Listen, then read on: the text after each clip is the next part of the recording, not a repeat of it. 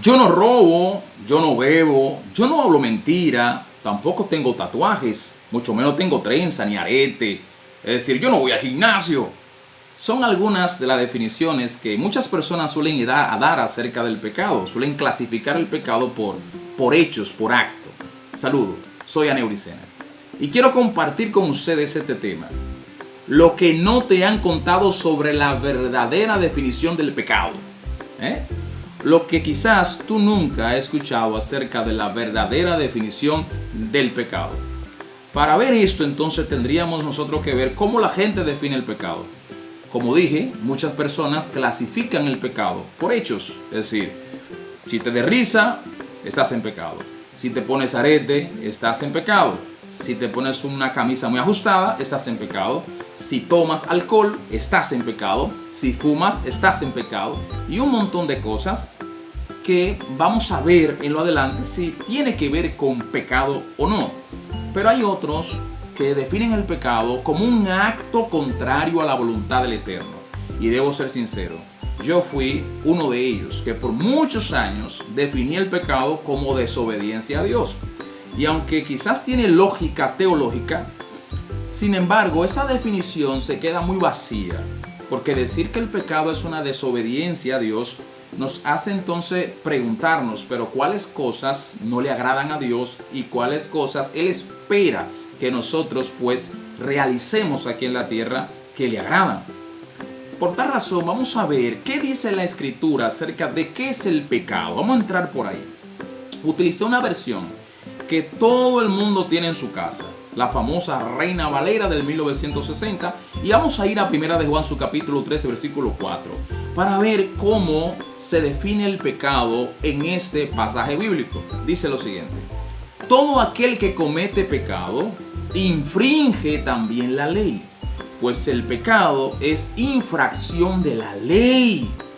Y usted dirá, pero espérate, que no estoy entendiendo porque la ley fue abolida. Entonces, ¿cómo pecado es infracción de la ley? Y eso está en el Brit Hadashah, en el Nuevo Testamento me está diciendo eso. Ahora estoy como confundido. Acláreme, Aneuri. Vamos a ver.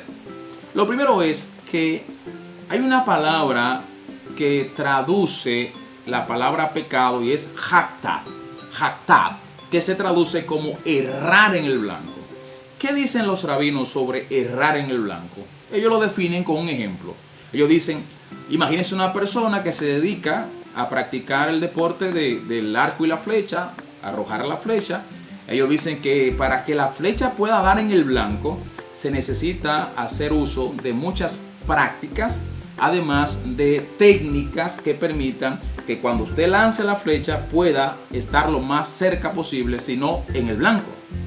Y también dicen algunos rabinos que cuando el viento o algún evento del exterior influye en el lanzamiento de la flecha, provoca que la flecha se mueva quizás unos centímetros a la derecha o algunos centímetros a la izquierda, hacia arriba, hacia abajo, y por tal razón la flecha se desvía de su camino y se comete entonces el error, se va hacia afuera y erra, como dicen algunos. Ahora, pecar tiene mucho que ver con errar. Ojo, tiene mucho que ver con errar.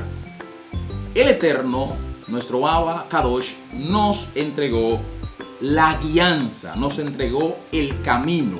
¿Qué dicen los rabinos? Que el Eterno nos entregó un manual, nos entregó normas, nos entregó instrucciones, nos entregó leyes que Él espera que nosotros podamos acatarla para que éstas nos lleven al blanco. Y cuando nosotros nos desviamos un poquito de esas normas, entonces somos como la flecha que nos movemos de la dirección y vamos hacia otro lugar. Eso es pecado desde el fundamento hebreo. Desviarse del camino. ¿Pero cuál es el camino? La Santísima Torá. Ojo, las instrucciones. Vamos a ver algunos textos bíblicos que nos confirman que el camino que el Eterno nos trazó es la Torá para que usted no se desvíe. Se encuentra en la misma escritura. Por ejemplo, en el Salmo 119, verso 105 dice: lámpara es a mis pies tu palabra. ¿Cuál palabra? El Brit Hadashah. Recuerden que cuando se escribió los Salmos no existía compilación del Nuevo Testamento. Se está hablando de la Torá. Se está hablando de las normas que están en la Torá, como nosotros lo conocemos como Antiguo Testamento. Lámpara a mis pies es tu palabra, dice el salmista. Luz para mi camino. Pero no solo eso. También quien escribió Proverbios, su capítulo 16, verso 20, dice: el que pone atención a la palabra de Hashem, a la palabra del Eterno, hallará el bien. Y el que confía en el Señor es bienaventurado. Oiga, el que pone atención a la palabra de Hashem, hallará el bien. Reitero, ¿cuál palabra? El Nuevo Testamento. Todavía no existía el Nuevo Testamento cuando se dijo eso. Hay un texto que lo utilizan mucho para predicar en las iglesias, pero que también nos revela la importancia de acatar las instrucciones que se encuentran en la Torá. Por ejemplo, Josué, su capítulo 1, versículo 8 dice: que no se aparte de tu boca este libro de la ley. ¿Cuál libro de la ley? Mateo, Marcos, Lucas, no existían todavía. Sino que de día y de noche has de meditar en él, en la Torá, para que guardes y hagas conforme a todo lo que en él está escrito. Porque entonces harás prosperar, ojo, tu camino. ¿Tú quieres prosperar? Pues vamos a obedecer lo que dice el libro de la ley. Vamos a obedecer lo que dice la Torá, para que prospere tu camino y todo te saldrá bien. Pero entonces aquí hay una situación. Porque entonces algunos preguntarán: ¿y qué pasa con Yeshua? Cuando él dijo que él era el camino, la verdad y la vida.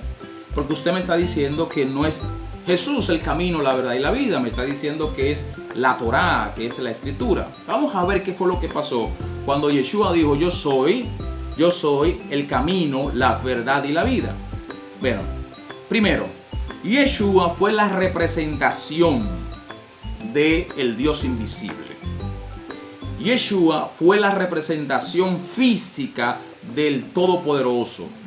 Bien, como representación de aquel que dio la Torá, Yeshua necesitaba cumplir con la Torá. Número 1. ¿Qué dice Mateo, su capítulo 5, versículo 17? Dice: no penséis, hablando de Yeshua, no penséis que he venido para abolir la ley o la Torá. Para abolir la ley y los profetas. No he venido para abolirla, sino para cumplir la ley. Los primeros. Lo segundo, en el Evangelio de Juan, su capítulo 1, versículo 1 al 3, hablando sobre el famoso verbo. Miren lo que dice. En el principio era la palabra. ¿Cuál palabra? La palabra. Bueno, los rabinos definen eso, que el Eterno, nuestro Abacadosh, hizo el mundo haciendo uso de la palabra. Y está en Bereshit, su capítulo 1. Y dijo Elohim, hágase. Y dijo Elohim con la palabra. Entonces, en el principio era la palabra. La palabra era con Yahweh. Y la palabra era Yahweh. Y dice el 1.2. Él era en el principio con Yahweh. Todas las cosas por medio de él fueron hechas. Y sin él nada de lo que ha sido hecho hubiera sido hecho. Y ahí vamos al versículo 14 y dice: y la palabra se hizo carne y habitó entre nosotros. Y vimos su gloria, la gloria del unigénito Hijo del Padre. ¿Qué pasó aquí? En Yeshua se encarnó la palabra. Pregunto, ¿cuál palabra? Porque cuando Juan está escribiendo todavía no había compilación del Nuevo Testamento.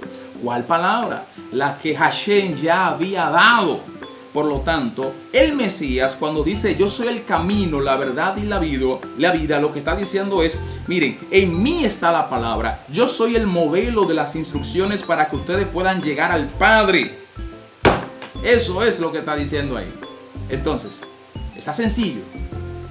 Reitero, en palabras sencillas, pecar es violar la Torá de Elohim. Pero usted entonces me dirá: pero ven acá, ahora estoy yo más confundido porque... Y en el caso de aquellos que vivieron antes de el Eterno entregar la Torá a Moisés, ¿Qué pasó con ellos? ¿Qué pasó con ellos? Bueno, hay un texto bíblico en Romano que habla acerca de aquellos que mueren sin ley, que sin ley serán juzgados. Pero aparte de eso, también hay que decir que los rabinos tienen una solución a este tema.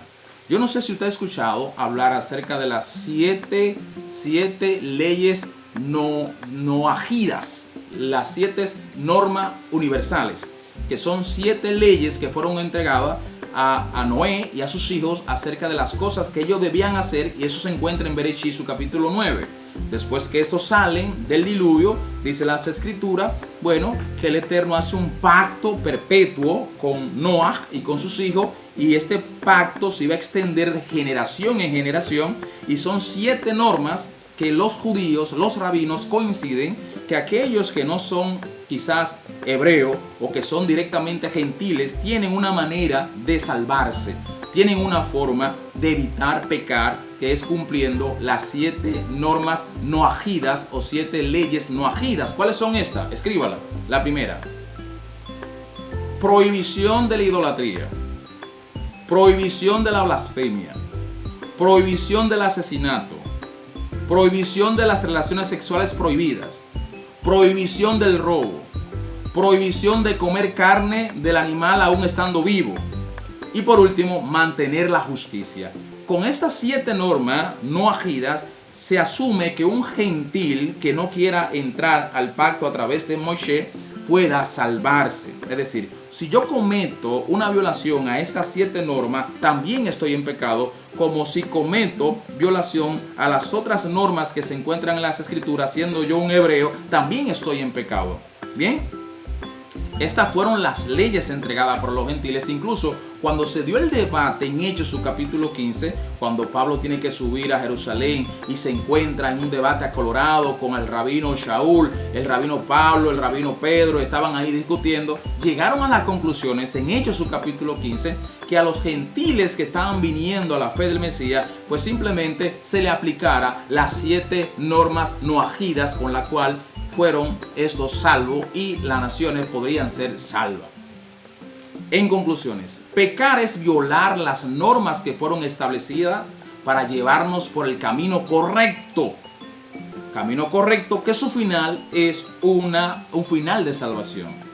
Por lo tanto, te motivo a que estudies cómo guardar esos mandamientos y te despoje de tantas ideas falsas sobre el pecado. El pecado no es tanta cosa que nos han dicho. El pecado es simplemente violar la Torá, violar las normas establecidas por Hashem. Shalom.